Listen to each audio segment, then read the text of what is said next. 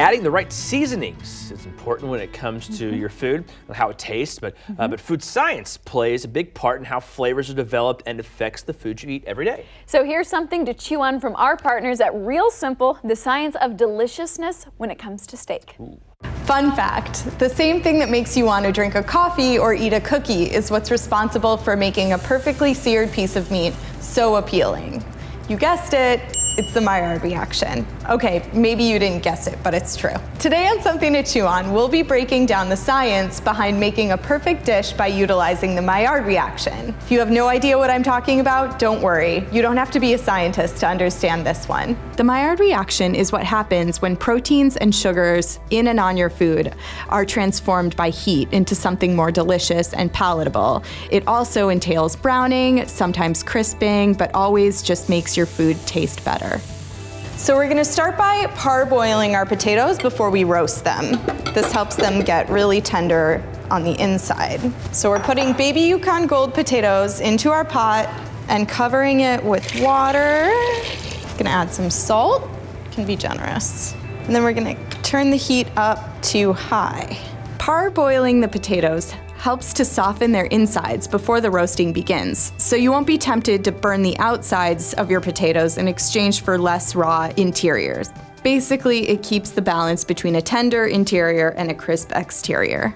All right, we are gonna take these potatoes and set them on a sheet pan. Make sure they're super dry here because any moisture will prevent the Maillard reaction.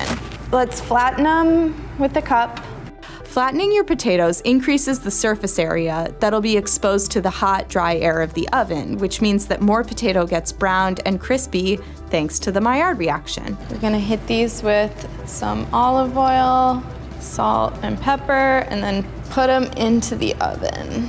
So for our steak, we're gonna start by preheating a tablespoon of vegetable oil over medium-high, and then while that's preheating, let's season the steak with salt really well on both sides. It's been about a minute.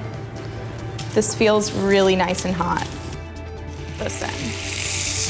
It's all about understanding and manipulating heat, moisture, and time.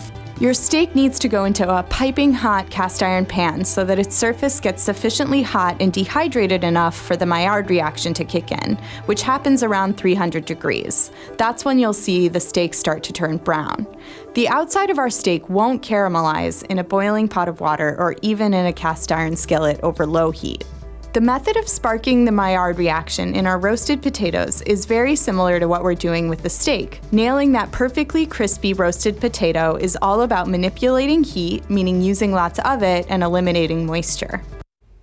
Well, you can get more great recipes at realsimple.com. I feel like I just sat through a chemistry class or something. The Maillard reaction. Interesting. I feel like there needs to be like a chemical equation we need to put up on the chalkboard and work everything out. But no, that's fantastic. I want a steak now. Yeah, I'm gonna have to stop by the butcher stop on the way home and you also pick up a said steak. you like to throw it in the oven too. Yeah, so sometimes you sear it on both sides and you can stick it in the oven and you cast iron pan and finish it off to whatever doneness you want. See, I made steak the other day and I just cooked it on my stovetop, but I did use salt, so I got like one thing right. There we go, we're getting there.